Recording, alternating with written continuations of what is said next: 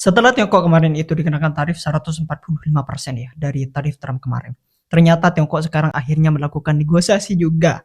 Karena mereka sadar sebenarnya kalau tarif Trump ini dalam jangka panjang nantinya ini bisa merugikan ekonomi negara Tiongkok itu sendiri, terutama di sektor manufaktur, ekspor dan sebagainya. Tapi ingat ya, mereka tuh melakukan negosiasi ini bukan karena mengaku kalah, tapi meskipun mereka mampu bertahan, tekanan dari investor, pasar, dari pengusaha, dari pemerintah menekan habis-habisan agar mereka itu ekspornya tetap stabil. Nah, dengan adanya tarif Trump ini, jika misalkan tidak dinegosiasi, maka mereka akan hancur nantinya. Meskipun nggak hancur, ekspornya ini akan menurun nantinya. Makanya dengan melakukan negosiasi ini, harapan mereka ini dapat diminimalisir lah. Nah, pertanyaan sekarang, hasil dari negosiasi itu gimana? Kalau saya lihat ya, Donald Trump ini sekarang setelah adanya negosiasi antara Amerika Serikat dengan Cina, Donald Trump itu mengatakan bahwasanya hubungan Amerika Serikat dengan Cina sekarang itu sudah krisis total. Artinya mereka sudah baikan sekarang. Jadi tarif yang kemarin yang sangat tinggi itu dihilangkan sekarang. Menurut statement pernyataan Donald Trump ini. Tapi tunggu dulu ya. Kalau saya lihat lebih dalam, ternyata di dalam negosiasi kemarin itu gak ada sepakatan sama sekali. Gak ada dokumen resmi. Bahkan Cina sendiri pun itu tak mengakui dengan adanya riset total sesuai dengan pernyataan Donald Trump ini. Jadi apakah pernyataan Donald Trump ini emang benar? Tiongkok dengan Amerika Serikat sudah membaik sekarang?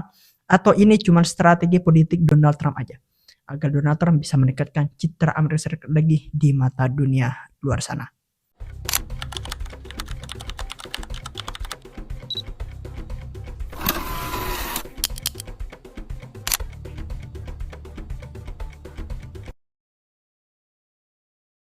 Mari kita bahas ini dari awal. Kita bahas secara dalam tapi santai saja. Dalam perundingan dagang antara Amerika Serikat dan Tiongkok kemarin yang berlangsung di Jenewa pada awal Mei 2025, ya baru kemarin, Donald Trump ini sekarang itu menjadi pusat perhatian dunia. Kenapa? Karena Donald Trump kemarin itu posting di sosial media, di tweetnya itu mengatakan bahwasanya Amerika Serikat dengan Tiongkok ini sekarang sudah melakukan riset total. Artinya riset total ini 0-0 ya. Jadi kemarin tarifnya yang tinggi itu sekarang sudah baikan dan sekarang mereka tuh melakukan kerjasama baru dan melakukan hubungan dagang antara dua negara dengan ekonomi terbesar di dunia itu. Namun ingat ya, pernyataan bombastik yang dikeluarkan oleh Donald Trump ini dengan cepat memicu gelombang skeptisme para pasar. Kenapa? Karena gini, hingga konferensi pers resmi terakhir usai perundingan kemarin, tak ada satupun dokumen atau kesepakatan yang dirilis dari pihak mereka. Tidak ada angka resmi yang disepakati dan tidak ada kejelasan soal kapan maupun bagaimana penurunan tarif yang katanya telah dibahas itu akan diberlakukan sekarang. There are 18 very important trading relationships. We are currently negotiating with 17 of those trading partners. China, we have not engaged in negotiations with as of yet. So I expect that we can see a substantial reduction in the tariffs that we are being charged. Apalagi klaim total riset yang disampaikan oleh Donald Trump ini tanpa rincian konkret sama sekali. Bahkan ini tuh mencolok karena disampaikan di tengah ketegangan tarif yang sangat ekstrim sekarang. Di mana Amerika Serikat itu kan memberlakukan tarif hingga 145% ke Tiongkok, sedangkan Tiongkok itu memberikan balasan tarif sebesar 125% terhadap produk impor yang dari Amerika Serikat. Makanya dalam diplomasi dan perdagangan internasional, istilah seperti riset total ini biasanya diiringi oleh deklarasi bersamaan. Seharusnya begitu. Perubahan kebijakan yang sudah ditandatangani oleh kedua negara itu. Atau paling tidak, peta jalannya, roadmap-nya itu nanti disepakati oleh kedua pihak antara Tiongkok dan pihak Amerika Serikat. Namun dalam kasus ini, publik itu hanya mendapatkan narasi sepihak yang dilontarkan melalui media sosial pribadinya oleh Donald Trump ini. Bukan pernyataan pers formal yang bisa dipertanggungjawabkan secara diplomatik. Dengan munculnya overstatement seperti ini bisa memekatkan publik pada pola komunikasi politik Trump sejak masa jabatan pertamanya. Yang mana kalau kita flashback dari jabatan pertama Donald Trump di Presiden Amerika Serikat, di mana retorika yang kuat sering digunakan untuk menciptakan persepsi keberhasilan. Bahkan saat negosiasi, ini masih dalam tahap awal, tanpa rincian konkret. Makanya dengan adanya hal ini bisa mengaburkan transparansi proses diplomasi dan berisiko menciptakan harapan palsu nantinya. Baik di pasar keuangan global maupun di kalangan pelaku usaha yang mengandalkan kejelasan kebijakan untuk merancang strategi dagang mereka. Apalagi ya, dalam konteks hubungan dagang Amerika Serikat dengan Tiongkok ini yang telah lama terjadi, ini sangat menegangkan sekali. Makanya setiap pertanyaan itu perlu dibaca secara kritis. Dengan tidak adanya konfirmasi dari pihak Tiongkok mengenai tarif Trump ini, Dan bahkan ini ada peringatan dari media pemerintah Tiongkok agar Amerika Serikat itu tidak menjual angin kosong. Publik dan investor global itu semakin menyadari bahwa total riset yang dilontarkan oleh Donald Trump ini yang dimaksud mungkin tidak lebih dari sekedar manuver retoris saja. Bukan langkah nyata yang menuju pada normalisasi perdagangan global saat ini. Maka dari itu, klaim besar tanpa isi konkret seperti ini justru memperdalam ketidakpercayaan dan memperkeruh iklim negosiasi internasional sekarang. Kemudian kita bahas mengenai skeptisme komunitas pasar sekarang. Kalau kita lihat bersama, skeptisme komunitas pasar terhadap klaim total riset yang disampaikan oleh Donald Trump ini muncul hampir seketika setelah pernyataan itu dipublikasikan. Jadi para analis pasar sekarang, para ekonom, dan pelaku keuangan ini merespon bukan dengan euforia, melainkan dengan kehati-hatian yang sangat ekstrim. Kenapa? Karena di tengah kondisi ekonomi global yang racuh kayak gini, investor itu tahu bahwasanya pernyataan politik tanpa dukungan fakta yang sangat konkret ini seringkali lebih berfungsi sebagai sinyal manipulatif saja ketimbang cerminan realistis. Makanya tidak mengherankan ketika indeks saham utama di Amerika Serikat kemarin, termasuk S&P 500, Nasdaq, ini justru menunjukkan pergerakan stagnan, bahkan sempat melemah sesaat setelah pengumuman tersebut. Karena pasar itu tidak melihat adanya kemastian kebijakan. Tidak ada rincian soal produk apa yang akan mendapatkan pemotongan tarif, tidak ada jadwal implementasi mengenai tarif ini, dan tidak ada sinyal resmi dari pihak Tiongkok yang bisa memperkuat laris Trump ini. Jadi ini sudah jelas terjadi overstatement. Satu belah pihak sudah melakukan statement, tapi satu belah pihak tidak membenarkan. Dan bahkan diam saja mengenai statement yang dilontarkan ini. Dan yang lebih parah ya, skeptisme ini juga diperkuat oleh rekam jejak perundingan dagang sebelumnya.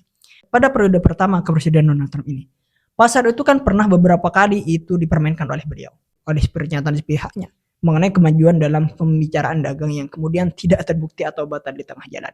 Akibatnya, komunitas pasar ini kini jauh lebih waspada sekarang.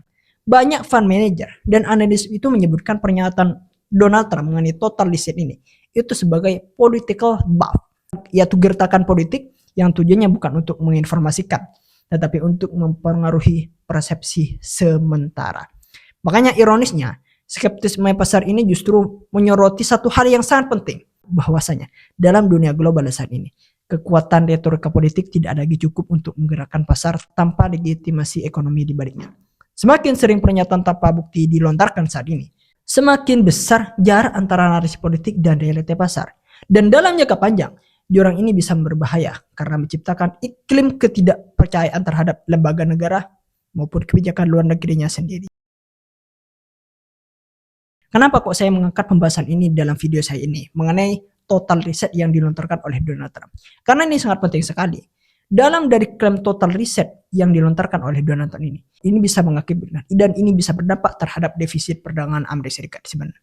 Karena gini, sebenarnya ini tuh jauh lebih kompleks dan tidak bisa diukur hanya dari retorika sepihak saja. Kalau kita flashback, Donald Trump ini kayak sering-sering secara konsisten menjadikan defisit perdagangan Amerika Serikat ini khususnya terhadap Tiongkok sebagai kambing hitam utama dari masalah deindustrialisasi dan hilangnya lapangan kerja manufaktur di dalam negeri di Amerika Serikat. Beliau itu sering menyebutkan bahwasanya dengan memberlakukan tarif adil dan menekan Tiongkok agar membuka akses pasar bagi produk-produk Amerika Serikat, maka defisit yang mencapai lebih dari 1,2 triliun US dollar sekarang selama satu dekade terakhir ini bisa dikurangi secara signifikan menurut Donald Trump. Namun data dan dinamika pasar ini tidak mendukung narasi tersebut secara utuh. Pernyataan Donald Trump itu tidak benar secara utuh berdasarkan data dan fakta. Kenapa saya bilang gitu? Karena gini, pertama, defisit perdagangan itu bukanlah indikator tunggal dari kesehatan ekonomi suatu negara. Dalam banyak kasus, negara dengan defisit tinggi ini tetap mampu menjaga pertumbuhan ekonomi negaranya.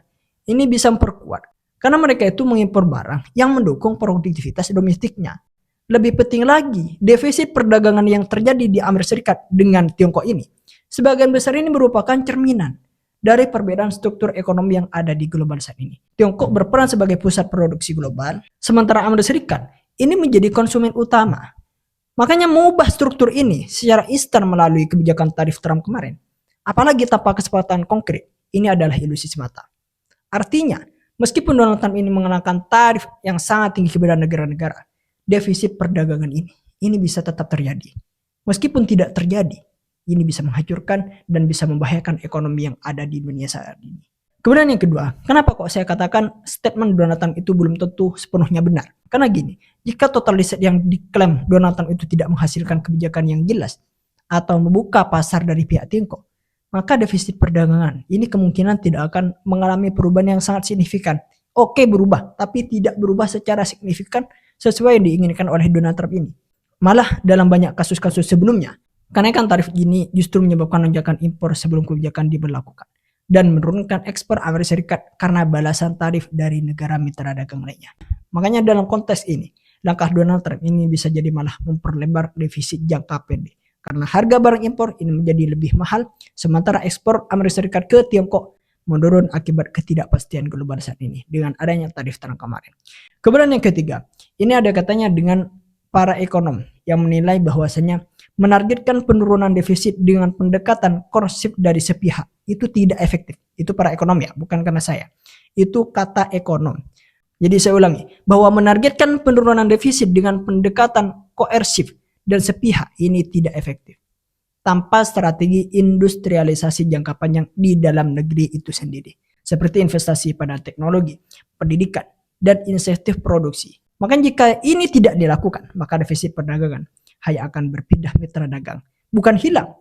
Amerika Serikat mungkin mengurangi impor dari Tiongkok, tapi barang serupa tetap akan masuk dari Vietnam, dari Meksiko, atau yang dari India.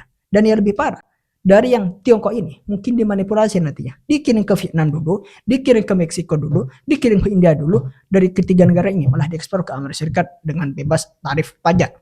Dengan demikian, total riset yang tidak didukung rencana detail dan implementasi nyata dari pihak pemerintah. Ini hanyalah slogan politik saja, bukan solusi ekonomi. Publik perlu waspada terhadap penggunaan isu defisit perdagangan sebagai alat kampanye ini. Karena dampaknya yang sangat kompleks ini justru membutuhkan pendekatan lintas sektor dan kerjasama internasional yang rasional, bukan konfrontatif. Jadi kesimpulannya, Donald Trump ini pengen meningkatkan citra dirinya di domestik itu sendiri, tapi dalam jangka pendek. Karena dalam jangka panjang, ini akan berbahaya pada Donald Trump. Mungkin itu saja yang dapat saya sampaikan ya. Jadi bagi kalian yang punya opini mengenai total reset yang dilontarkan oleh Donald Trump ini, share di kolom komentar. Sampai jumpa, eksklusif.